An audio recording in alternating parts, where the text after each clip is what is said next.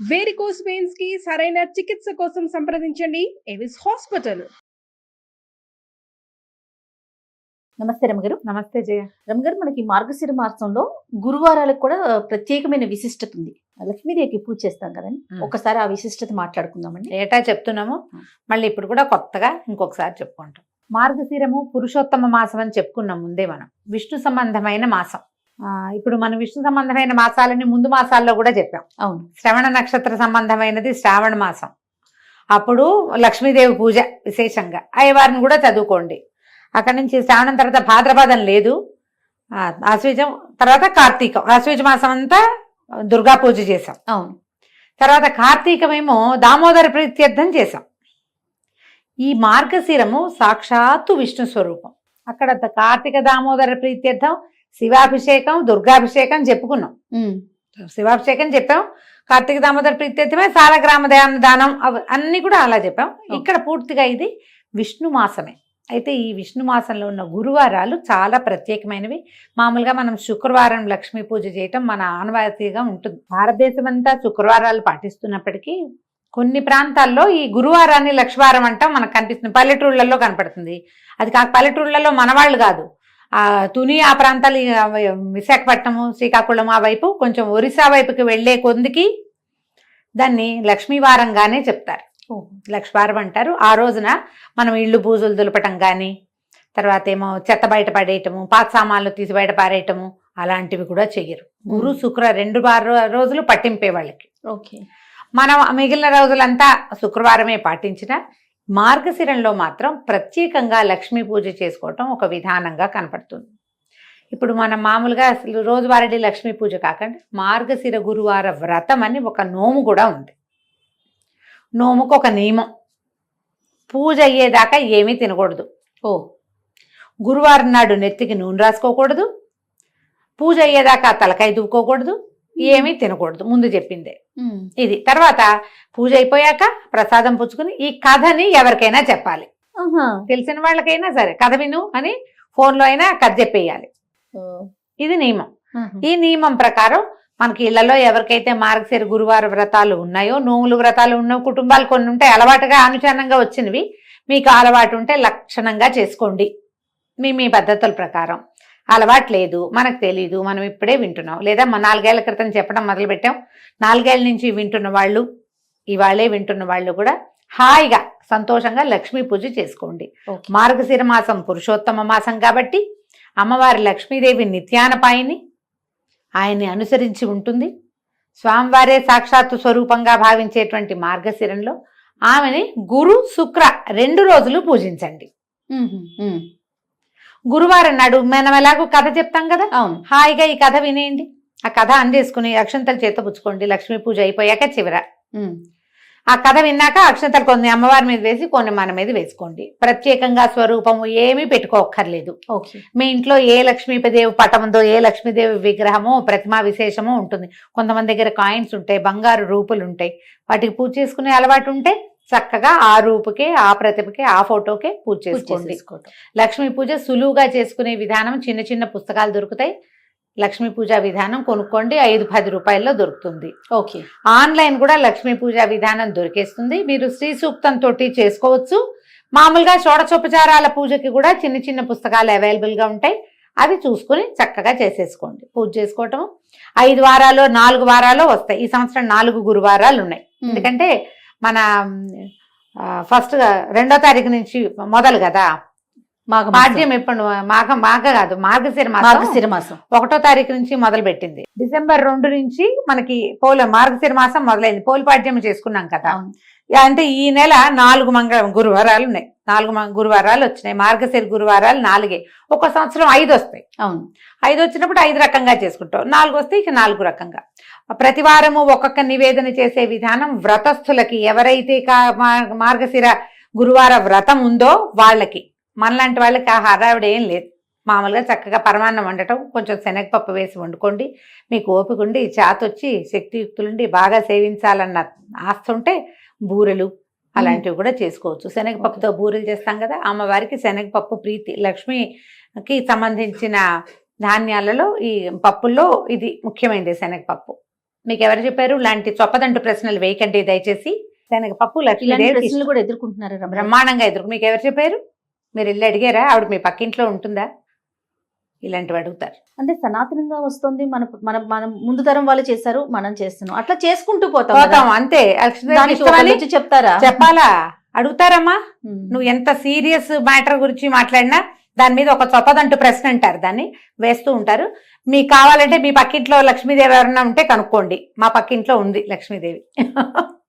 మా ముందు ఇళ్లలో ఉంది, చెప్తుంది. ఆ, అది. మా ముందు ముందు ఇళ్లలో తరాల్లో ఉంది మనకి. అందుకని మనకు తెలిసింది. అంతే. శనగపప్పుతో ఏదో ఒక పదార్థం చేసుకోండి. పరమాన్నం చేసుకుని పెట్టుకోవచ్చు అమ్మకి, మీ ఓపిక. ఉమ్. నివేదన చేసుకోండి చక్కగా. గురువారం నాడు లక్ష్మీదేవిని పూజించి, శుక్రవారం నాడు ఎలాగో మనం ప్రతి శుక్రవారం పూజ చేసుకునే అలవాటు ఉన్న వాళ్ళు మానేయాలా అని డౌట్ వస్తుంది. మానొద్దు. ఓకే. ఈ నెలలో వారానికి 2 సార్లు లక్ష్మీదేవిని పూజిస్తాం.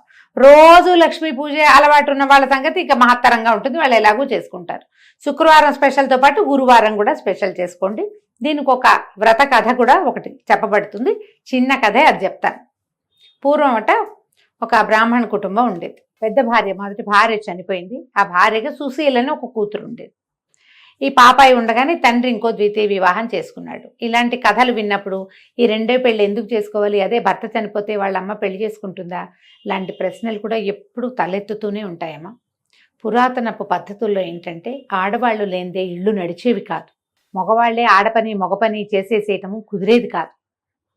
పైగా బ్రాహ్మణ గృహాలలో వీళ్ళకి అగ్ని అవన్నీ నియమాలు ఉండేవి. తప్పకుండా యజనం చేయాలి, రోజువారీ హోమము, దానికి స్త్రీ సహాయం చాలా అవసరం. ఆడవాళ్ళు హోమానికి ఉండటమే కాకుండా సహాయానికి రెండిటికి కావాలి. ఓకే. ఒక ఆడపిల్ల ఉంటే దానికి వివాహం చేయాలన్నా తల్లి లేనిదే, ఆడమనిషి లేనిదే అవన్నీ సాగవు. కాబట్టి తప్పకుండా ద్వితీయ వివాహాలు జరిగేవి. పురాతన గాథల్లో మనకి ఇవే కనపడతాయి. మన తాత ముత్తాతల్లో 2 భార్యలు ఉన్న వాళ్ళు మనకే ఉంటారు బోళ్ళంతమంది. మనమే కొంచెం పూర్వ చరిత్ర తిరగేస్తే అవునండి, అవును. మన ముందు 3-4 తరాల ముందు ఖచ్చితంగా కనపడతారు ఉంటారు. మనకి. ఇక ఏం చేసేదేం లేదు దాని మీద. ఉమ్. అయితే ఇంకో వివాహం చేసుకున్నాడు ఆయన తండ్రి. ఈ చిన్నపిల్ల ఒక 4-5 సంవత్సరాల పాప ఉండగా, సుశీలని. అయితే ఆయనకి 2వ భార్యకి కుమారుడు, పిల్లలు కలిగారు వరుసగా. ఇది సవితల్లి ఆవిడ ఏం చేసింది, మారుటి తల్లి ఈ పిల్లకి చంటి పిల్లల్ని ఎత్తుకోవటానికి అప్పచెప్పేది. పిల్లని ఆడిచ్చు, తమ్ముడిని ఆడిచ్చు, చెల్లిని ఆడిచ్చు అని ఆడించడానికి ఇచ్చి పిల్లలకి, ఈ పెద్ద పిల్లకి కాలక్షేపానికి అంత బెల్లం ముక్క పెట్టేది. సో ఈ బెల్లం ముక్క తీసుకో, తమ్ముడిని ఆడిచ్చు కాసేపు అంటే తమ్ముడిని తీసుకుపోయేది పిల్ల. తల్లి వచ్చేసరికి ఒక 5-7 సంవత్సరాలు ఉంది. 2వ ఆవిడ వచ్చేసరికి, ఈ పిల్లాడి పుట్టేసరికి దానికి ఒక 7-8 ఏళ్ళు వచ్చినాయి. పిల్లల్ని చంకనేసుకుంటారు 7-8 ఏళ్ల పిల్లలు. అయితే పక్క ఇళ్ల వాళ్ళందరూ మార్గశిర గురువారం నోవులు చేసుకుంటున్నారట. చక్కగా కుందన బొమ్మలాగా ఉండి పిల్లల్ని ఎత్తుకుని తిరిగే ఈ పిల్లని చూసి వాళ్ళు అన్నారు, వసే రావే నువ్వు కూడా నోవు నోచుకుందు కానీ అని పిలిచారు. పిలిస్తే వాళ్ళ ఇంట్లో నోవు ఆ మంత్రాలు అవి వింటుంటే పిల్లకి సంతోషంగా అనిపించింది. ఏం చేసిందట, తమ్ముడు పక్కన కూర్చోబెట్టి వాకిట్లో ఉన్న బంకమట్టి తీసి చక్కగా చిన్న గుండలాగా చేసి లక్ష్మీదేవిలాగా తయారు చేసుకుంది. తన కోసం ఒక ప్రతిమ. అక్కడికి పువ్వులు కావాలి పూజకి. జిల్లేడు పువ్వులు తెచ్చుకుని జిల్లేడు పువ్వులతోటి ఆ లక్ష్మీ అమ్మవారికి పూజ చేసేది. షోడశోపచారాలు ఉన్నాయిగా, ఉపచారాలు చెప్పుకుని పూజ చేసి తనకి ఇచ్చిందిగా వాళ్ళ పిన్ని బెల్లం ముక్క, ఆ బెల్లం ముక్కని నివేదన పెట్టేది. మార్గశిర గురువారాలు 5 వారాలు వచ్చినాయి ఆ సంవత్సరం. 5 వారాలు చేసుకుంది. పక్కింటి వాళ్ళు వారానికి ఒక దీనిలాగా మొదటి వారం పులగం, 2వ వారం అట్లు తిమ్మనం, అలాగా 3వ వారం చక్కెర పొంగలి నివేదనలు పెట్టారు. ఈ అమ్మాయికి అవన్నీ చేత కావు, చిన్నపిల్ల కదా, మళ్ళీ పిన్నిని అడిగితే ఏమంటుందో, బెల్లం ముక్క మాత్రం నివేదన పెట్టేది. అట్లా ఏటా చేసుకునేదట. 11 సంవత్సరాలు వచ్చేసరికల్లా 3-4 సార్లు చేసేసింది. ఈ 11 ఏళ్ల పిల్లకి పెళ్లి చేశారు. వెనకాల 2-3 తమ్ముళ్ళు, 2 చెల్లెళ్ళు ఉన్నారు. అయితే పెళ్లి చేస్తే ఈ పిల్ల ఏం చేసింది, అత్తవారింటికి వెళ్ళిపోతూ ముందు వెళ్ళలా. 11వ ఏట ఏం వెళ్ళిపోలే, అలా పంపేవాళ్ళు కాదు, వ్యక్తురాలు అయ్యాక పంపించేవాళ్ళు. తర్వాత కూడా కొన్నాళ్ళు ఇక్కడే పూజ చేసుకునేది. అమ్మ నాన్న శుభ్రంగా ఉండేవాళ్ళు, చక్కగా పిల్లలు కలిగారు, ఇల్లు వాకిళ్ళు లక్షణంగా బాగుండేవి. పిల్ల వ్యక్తురాలు అయిన తర్వాత ముహూర్తం చూసుకుని అత్తవారు వచ్చి అమ్మాయిని కాపురాన్ని తీసుకుపోయారు. అడ్డుకి తీరిపోయాక తీసుకెళ్తే వెళ్తూ ఈ అమ్మాయి ఏం చేసింది, తను పూజ చేసిన ఆ బంకమట్టి లక్ష్మీదేవి ఉంది కదా, లక్ష్మీదేవి ప్రతిమ, మృణ్మయ ప్రతిమ, అది తీసుకుని వెళ్ళిపోయింది. తీసుకెళ్ళిపోయాక అత్తవారు కొంచెం పర్వాలేదు బాగానే ఉండేవాళ్ళు. ఈ అమ్మాయి వెళ్ళేసరికి వాళ్ళకి ఇప్పటి ముప్పటిగా పాలు పొంగినట్టు సిరులు పొంగిపోయినాయి వాళ్ళ ఇంట్లో. చక్కగా ఏటా నోవులు చేసుకునేది లక్షణంగా. అంతకుముందు ఇక్కడ ఉంటే బెల్లం ముక్కలు అవి పెట్టేది. అక్కడ అత్తవారింటికి వెళ్ళాక దాని సొంత ఇల్లు, సొంత ప్రపంచంగా చక్కగా వారానికి ఒక నివేదన చొప్పున చేసుకుని లక్షణంగా వ్రతం చేసుకుని అందరినీ పిలిచి తాంబూలాలు వాయినాలు ఇచ్చి లక్ష్మీదేవికి సంతోషం ప్రీతికరంగా ఉండే పనులన్నీ చేసేది. ఇప్పుడు ఇక్కడ ఒక ప్రశ్న, లక్ష్మీదేవికి ప్రీతికరమైన పనులు ఏమిటి? మొదటిది ఇల్లు శుభ్రంగా ఉంచుకోవటం. ఆడవాళ్ళు గయ్యాళిగా ఉండకపోవటం. గయ్యాళి ఆడవాళ్ళకి సిరి నిలవదు. మనం ఇప్పుడు వెంటనే మనకు ఒక లిస్ట్ వస్తుంది, అబ్బో మా వాళ్ళు గయ్యాలి వీళ్ళు గయ్యాలి వాళ్ళ దగ్గర బోల్ డబ్బులు ఉన్నాయి. సిరి అంటే డబ్బు ఒకటే కాదమ్మా, అన్ని చాలా ఉన్నాయి. సౌభాగ్యం, భర్తలతోటి ఆనురూప్యం, వాళ్ళతోటి ఒక కలిసి ఉండటం, సంతానము, ఆరోగ్యం, నలుగురిలోను పెంపు, ఘనత, ఇవన్నీ కదా ఐశ్వర్యం అంటే. చక్కగా ఉండేది. ఈ ఇష్టం వీటితో పాటుగా ఇల్లు శుభ్రంగా ఉంచుకోవటం, ఇవన్నీ కూడా వచ్చిన వాళ్ళని అతిథి అభ్యాగతులను సేవించడం లక్ష్మీదేవికి ఇష్టం. ఇల్లు వాకిళ్ళు శుభ్రం, మనుషులు శుభ్రంగా ఉండటం, పూజ గది ఎప్పుడు కళకళలాడుతూ ఉండటం, వచ్చిన వాళ్ళని కనుక్కోవటం, మంచి ప్రవర్తన, పోట్లాటలు కారణాలు ఉండకపోవటం, అవి లేని చోట లక్ష్మి ఎప్పుడు స్థిరంగా ఉంటుంది. అన్ని రకాల లక్ష్ములు బాగుంటాయి. అయితే ఏమైంది, ఎప్పుడైతే ఈ పిల్ల వివాహం అయ్యి అవి అటు తీరి వెళ్ళిపోయిన తర్వాత మెల్లిగా తండ్రి పరిస్థితి దిగనాసి వెళ్ళిపోయింది. నానాటికి తీసుకట్టు నాగం భట్టు అయ్యింది. చివరికి కూతురు బాగా సంపన్నురాలు అయ్యేసరికి వీళ్ళు దిగనాసి వెళ్ళిపోయారు. ఏమిటో ఎప్పటికప్పుడు పోవటమే వాళ్ళ ఇంట్లో, ఏది నిలిచేది కాదు. ఎంతో బాధగా ఉండేది తల్లికి తండ్రికి. అయితే ఏం చేశారట వాళ్ళు, తమ్ముడిని పంపించిందట పినతల్లి. కొంచెం పర్వాలే బాగానే చూసింది, ఎంత పెద్దగా అయ్యాలేం కాదు ఆవిడ. అక్కయ్య దగ్గరికి వెళ్ళరా, మన పరిస్థితి బాగుండలేదని చెప్పు, ఏదైనా ఇస్తే పట్టుకురమ్మని పిల్లవాడిని పంపించింది. కొడుకేమో వెళ్ళాడు వాళ్ళ ఇంటికి. వెళ్తే అక్కయ్య వాడికి అన్నం పెట్టి అన్ని 4 కనుక్కుని, అయ్యో వీళ్ళ పరిస్థితి బాగుండలేదు, డబ్బుగా ఇచ్చి పంపిస్తే చుట్టుపక్కల వాళ్ళు చూస్తారు, భర్త వాళ్ళు ఏమనుకుంటారోనని ఏం చేసింది, ఒక వెదురుగాడని ఇంత పొడుగాటి కర్రని జాగ్రత్తగా తొలిపించి దాని నిండా బంగారు నాణేలు పోసి దాన్ని కవర్ చేయించేసి, ఒరే ఇంటికి పట్టుకెళ్ళరా తమ్ముడు అని కర్ర చేతులు పెట్టింది. ఈ పిల్లాడు అది అక్క కర్రే ఇచ్చింది అనుకున్నాడు. అందులో డబ్బులు ఉన్నాయన్న సంగతి తమ్ముడికి అమ్మాయి చెప్పల. కర్ర పుచ్చుకుని వెళ్ళాడు.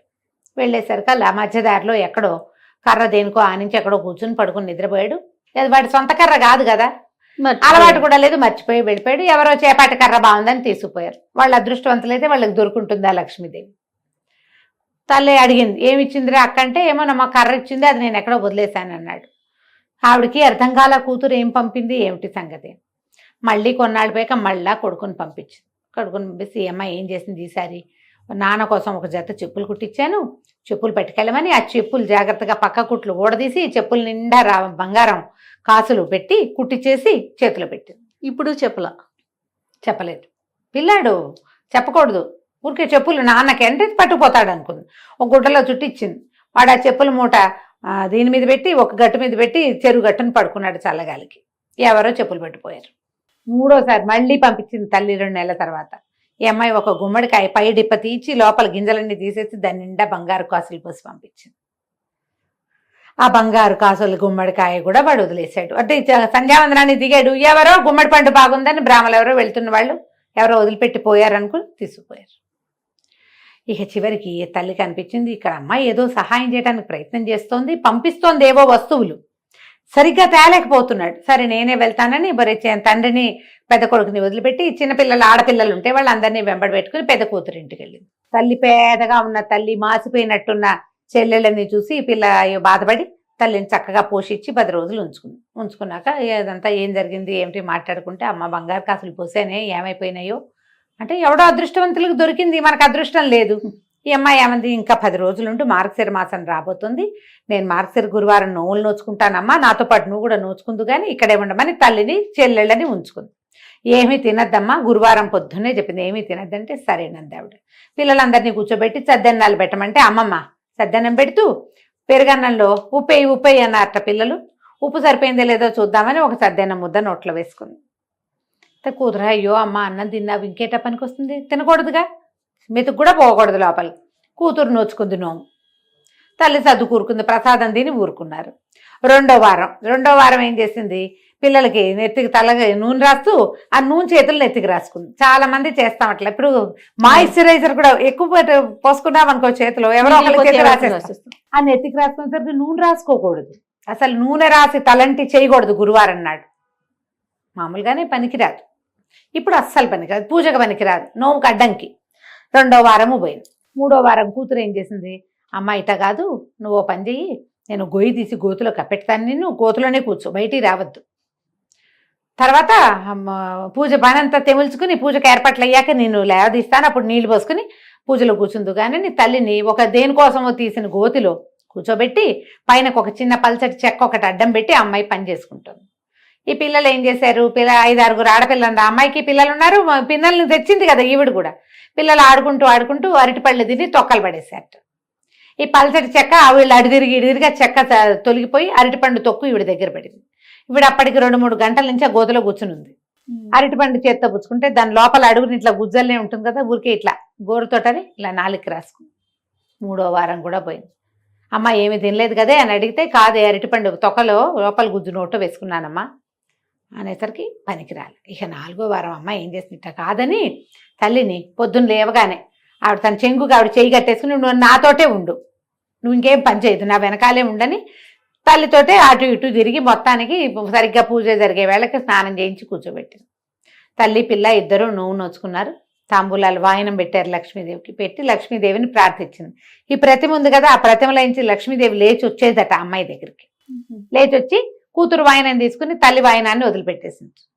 లక్ష్మీదేవిని అడిగింది ఈ అమ్మాయి సుశీల, అమ్మ ఎందుకు మా అమ్మ వాయనం తీసుకోలేదు, మా అమ్మ వాయనం కూడా తీసుకో అని అడిగేసరికి, నేను తీసుకోను, నేను చిన్నప్పుడు నువ్వు చిన్నపిల్లగా ఉన్నప్పుడు మీ అమ్మ నిన్ను చీపురు పెట్టి కొట్టింది, నాకు గుర్తులేదమ్మా, అది నీకు గుర్తులేకపోయినా నాకు గుర్తుంది, నువ్వు నోవు నోచుకుంటున్న రోజున చీపురు పెట్టి కొట్టింది, అందుకని మీ అమ్మ వాయనం నేను వల్లను, నేను వెళ్ళిపోతున్నాను అనేసరికి ఇలా సుశీల లబలబలాడి బతిమలాడుకుని, పుట్టింట్లో ఉండగానే కదా నేను నేర్చుకున్నాను, నేను పూజించడం నేర్చుకున్నాను, మా పుట్టిల్లు ఇట్లా గదికడుక్కుపోతే ఎట్లా నాకు సాగుతుంది, నా తమ్ముళ్ళు అందరూ బాగుండాలి కదా అని బతిమలాడి అమ్మతో క్షమాపణలు చెప్పించి ఇంకెప్పుడు చేయదు, ఎప్పుడూ చేయలేదు. ఆ రోజు ఏదో చంటి పిల్లలతోటి బాధపడుతూ మా అమ్మ అట్లా ఉద్రేకంలో చేసింది, తర్వాత నన్ను బాగా చూసుకుంది, నాకు పెళ్లి చేసింది, పురుళ్ళు పోసింది అని బతిమలాడి లక్ష్మీదేవిని ఒప్పించింది. అప్పుడు ఆవిడ ఆ వాయనం తీసుకుందట. ఆ తర్వాత తండ్రికి అన్ని రకాలుగాను కలిసి వచ్చింది. తండ్రి పిల్ల తర్వాత చెల్లెళ్ళు పెళ్ళిళ్ళు అయినాయి, తమ్ముడికి పెళ్ళి సంతానం కలిగింది, పుట్టిల్లు కూడా చక్కగా ఉంది. దీంట్లో ఈ కథలో నీతి ఏమిటి, మనతో పాటు మన పుట్టిల్లు కూడా బాగుండాలని కోరుకోవాలి.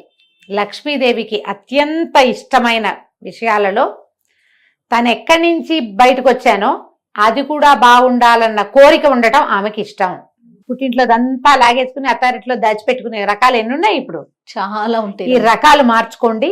పుట్టిల్లు వృద్ధి కావాలని కోరిక ప్రార్థించేటప్పుడు దేవుడికి దండ పెడతాం, మా ఆయన, నా పిల్లలు, మా అత్తగారు, మా ఇల్లు, మా ఇంటి పేరు, అదొకటే కాకుండా పుట్టింటిని కూడా ఆడవాళ్ళు కోరుకోవాలని ఈ కథ చెప్తుంది.